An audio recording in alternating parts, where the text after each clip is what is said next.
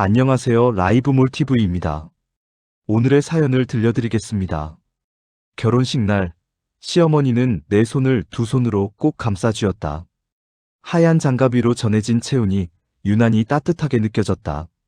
식장 안은 꽃향기로 가득했고 수많은 시선이 우리를 향해 있었다. 이제 너는 내 딸이다. 마이크도 없이 오직 나에게만 들리게 한 말이었다. 나는 그 말에 가슴이 뭉클해져 고개를 깊이 숙였다. 친정엄마가 몇 줄째 눈물을 닦는 모습이 보였고 아버지는 일부러 고개를 돌려 하객을 맞는 척을 했다. 그 순간만큼은 정말로 믿었다. 나는 좋은 집안으로 시집을 가는 게 아니라 새로운 가족을 얻는 거라고. 남편 민수와 나는 결혼 후 경기도 외곽 신도시에 전셋집을 얻었다. 엘리베이터 없는 5층이었지만 둘이 함께라면 괜찮다고 생각했다. 이삿짐이 다 빠지기도 전에 우리는 바닥에 앉아 컵라면을 나눠 먹으며 웃었다. 그때만 해도 이 집이 앞으로 나를 숨막히게 할 공간이 될 줄은 몰랐다. 결혼 다음 날 아침, 시어머니에게서 전화가 왔다. 잘 잤니? 부드러운 목소리였다. 나는 기분 좋게 대답했다. 네, 어머니. 그날 이후로 전화는 하루도 빠지지 않았다. 처음엔 안 보였다. 밥은 먹었고? 날씨가 쌀쌀하던데 감기 조심해. 하지만 며칠이 지나자 질문의 결이 달라졌다. 아침은 뭐 해 먹었니? 국은 끓였어? 나는 별 생각 없이 대답했다. 미역국이요. 그러자 잠시 침묵이 흐른 뒤 시어머니는 말했다. 우리 아들은 미역국 별로 안 좋아하는데. 그 말이 마음에 걸렸지만 넘겼다. 아직 서로 알아가는 과정이라고 생각했다. 며칠 후엔 이런 전화가 왔다. 반찬은 몇 가지 했어? 김치는 그냥 사 먹는 거야? 점점 전화는 안부가 아니라 점검이 되었다. 아침마다 핸드폰이 울리면 심장이 먼저 철렁 내려앉았다. 전화를 받기 전 나는 머릿속으로 오늘의 메뉴를 정리했다. 민수에게 조심스럽게 말했다. 어머니 전화가 조금 부담돼. 민수는 웃으며 말했다. 우리 엄마 원래 그래. 너 예뻐서 그러는 거야. 신경 쓰지 마. 다 잘 되라고 하는 말이야. 그 말에 나는 더 이상 말을 잇지 못했다. 괜히 예민한 사람처럼 보일까봐, 괜히 시작부터 며느리 흉을 잡힐까봐. 그래서 나는 참았다. 그리고 그 참음이 앞으로 얼마나 길어질지 그땐 알지 못했다. 주말이면 시댁에 가야 했다. 시어머니는 식탁에 앉아 나를 유심히 지켜봤다. 국을 뜨는 손, 반찬을 내는 순서, 수저를 놓는 방향까지. 요즘 애들은 기본이 없어. 그 말이 누구를 향한 건지 알 수 없었지만 나는 늘 등골이 서늘해졌다. 결혼 전에는 한 번도 듣지 못한 말들이었다. 결혼식 날 내 딸이라던 그 입에서 나오는 말이라고는 믿기 어려웠다. 밤에 혼자 설거지를 하며 생각했다. 조금만 더 노력하면 괜찮아질 거야. 내가 며느리니까 이해해야지. 그때의 나는 몰랐다. 이 집에서 이해는 늘 한쪽의 몫이라는 걸. 그리고 그 몫이 언제나 나라는 걸. 그날의 약속은 축복처럼 들렸지만 이미 그 안에는 조건이 붙어 있었다. 내가 원하는 며느리일 때만. 그리고 나는 아직 그 조건을 전혀 알지 못한 채 조용히 그 집 안으로 들어가고 있었다. 임신 사실을 알게 된 날, 나는 화장실 바닥에 한참을 앉아 있었다. 하얀 테스트기에 선명하게 나타난 두 줄을 몇 번이나 다시 확인했다. 기쁨보다 먼저 밀려온 감정은 묘한 불안이었다. 이 아이를 품는 순간 내 삶은 또 어디까지 바뀌게 될까? 민수에게 먼저 보여줬다. 그는 잠시 말을 잇지 못하다가 웃었다. 진짜야? 우리 부모 되는 거야? 그 웃음을 보며 나도 따라 웃었다. 적어도 그 순간만큼은 우리 둘만의 기쁨이었다. 시어머니에게 전화를 걸었다. 조금은 떨리는 목소리로 말했다.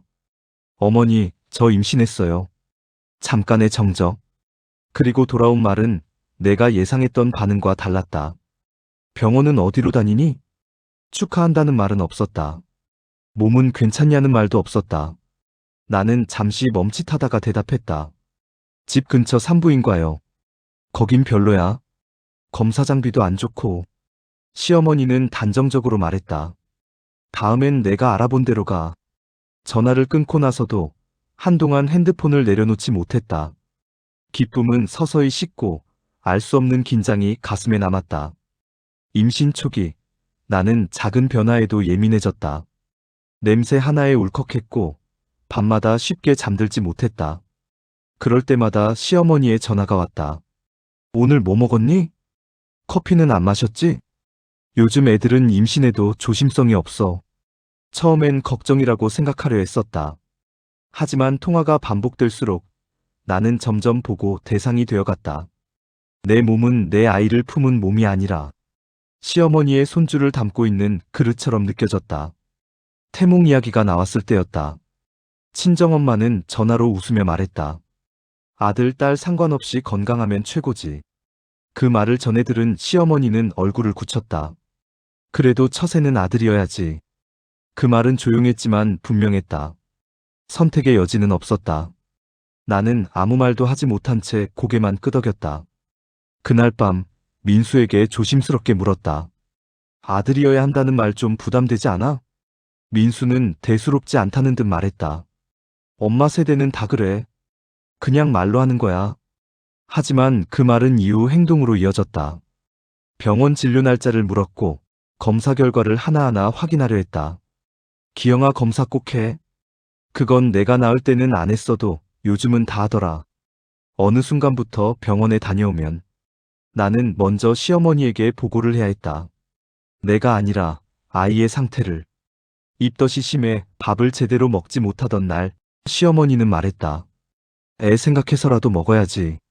네가 편하자고 굶으면 되니? 그 말에 눈물이 핑 돌았지만 참았다.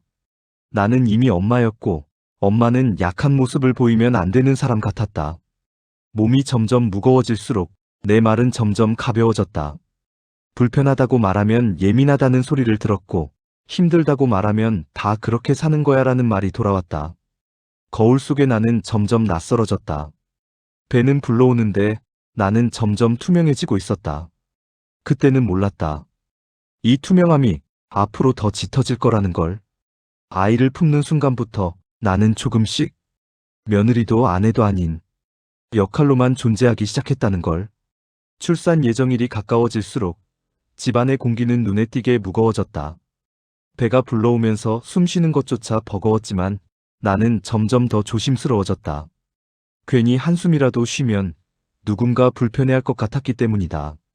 출산 당일, 진통은 생각보다 훨씬 길고 고통스러웠다.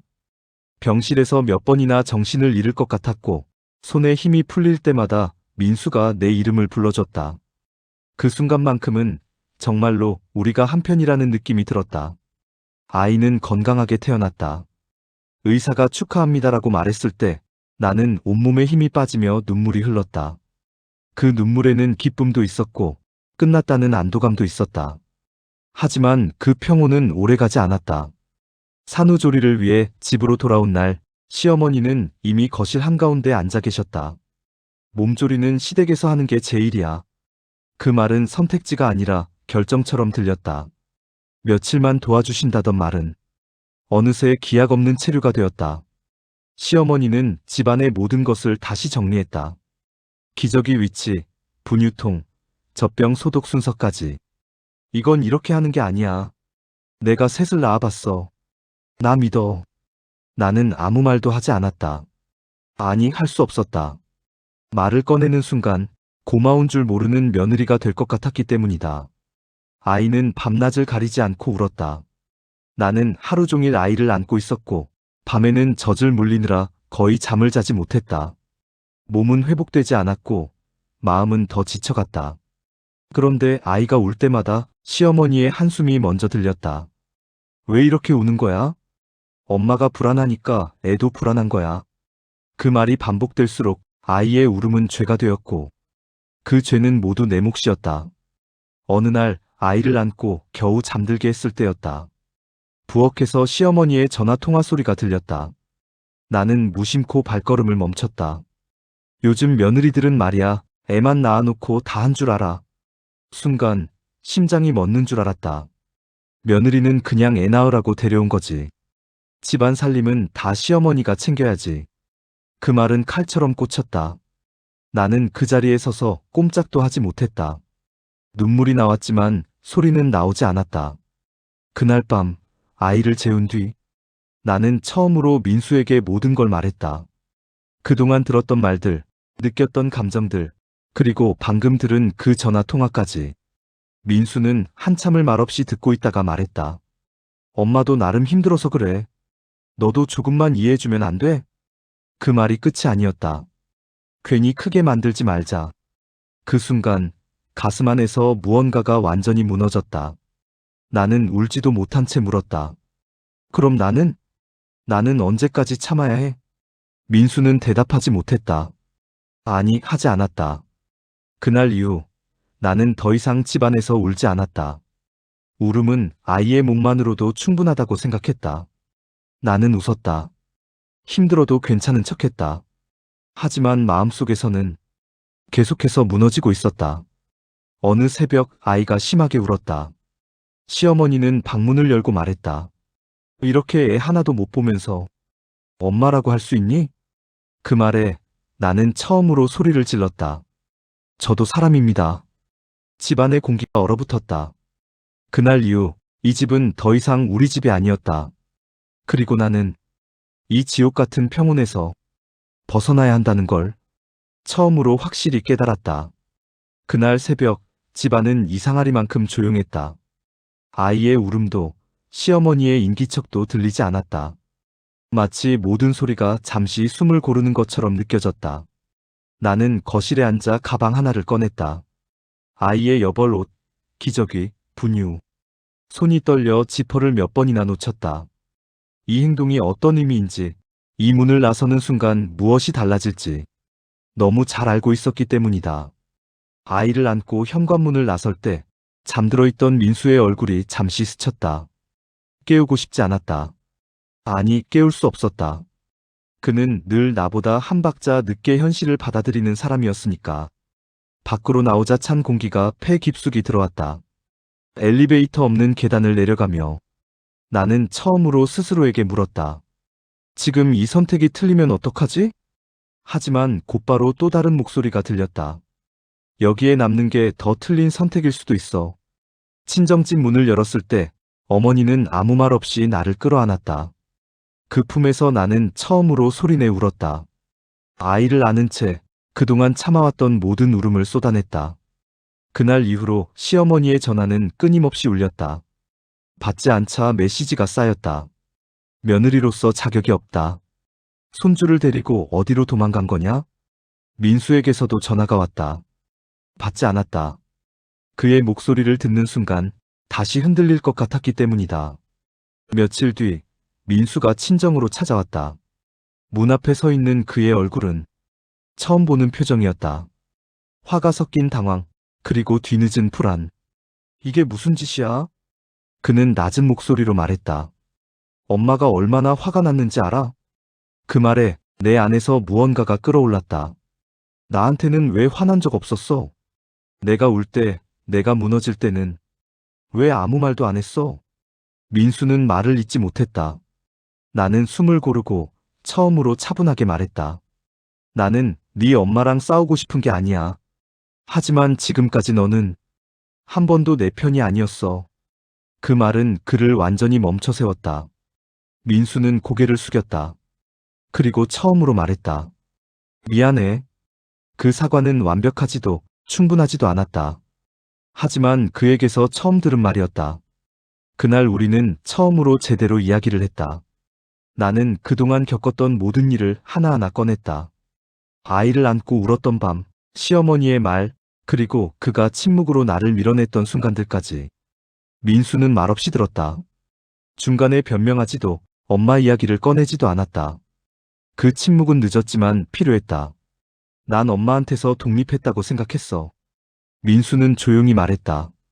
근데 아니었어. 난 그냥 내 뒤에 숨은 거였어.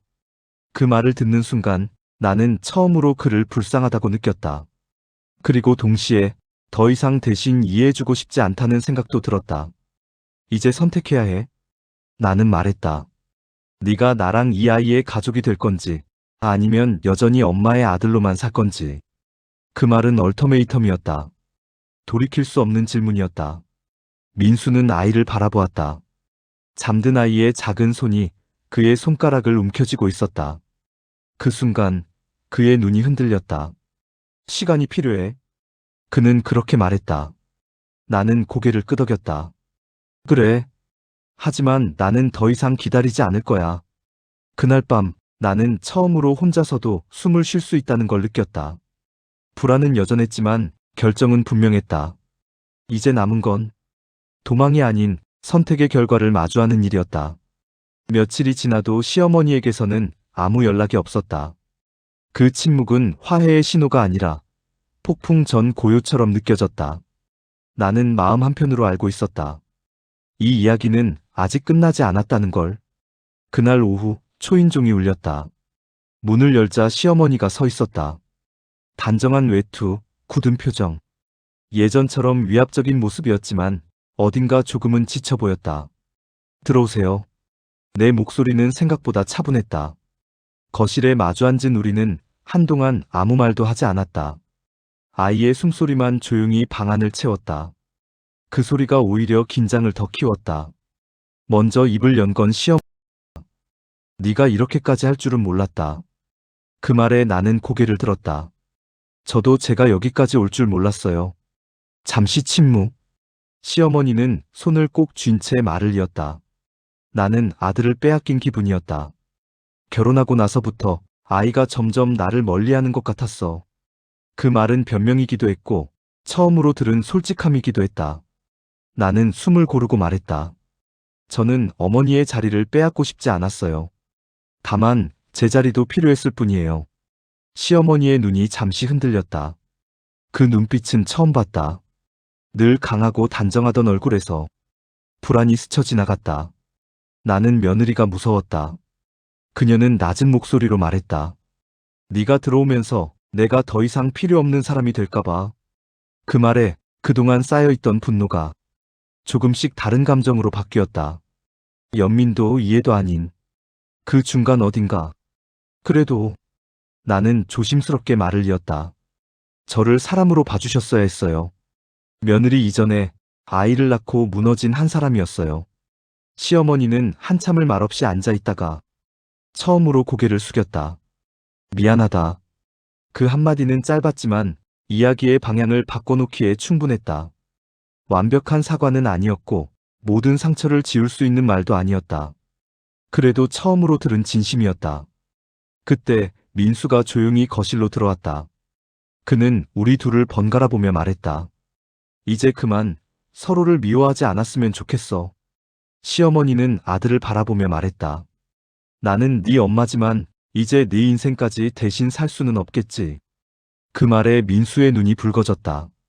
그리고 그는 내 쪽으로 다가와 말했다. 이번엔 네 편으로 서고 싶어. 그 말이 늦었다는 걸 알면서도 나는 고개를 끄덕였다. 모든 관계는 언제나 늦게라도 다시 선택할 수 있어야 하니까. 그날 이후 우리는 완전히 달라지지는 않았다. 시어머니는 여전히 자신의 방식을 쉽게 내려놓지 못했고 나 역시 모든 걸 잊지는 못했다. 하지만 달라진 건 있었다. 서로의 경계를 인정하기 시작했다는 것. 침묵 대신 대화를 선택했다는 것. 나는 이제 안다. 가족이 된다는 건 누군가를 참고 견디는 게 아니라 사람으로 마주하는 용기라는 걸. 아이를 안고 창밖을 보며 생각했다. 이 아이에게는 누군가의 희생이 아닌 존중 위에 세워진 가족을 보여주고 싶다고. 완벽하지 않아도 괜찮다. 우리는 이제 조금 늦었지만 같은 방향을 바라보며 서 있다. 여러분이라면 이 선택 어떻게 하셨을까요? 가족이라는 이름 아래 우리는 얼마나 참아야 하고 또 언제 멈춰야 할까요? 여러분의 이야기를 댓글로 남겨주세요. 이상 라이브몰 TV였습니다.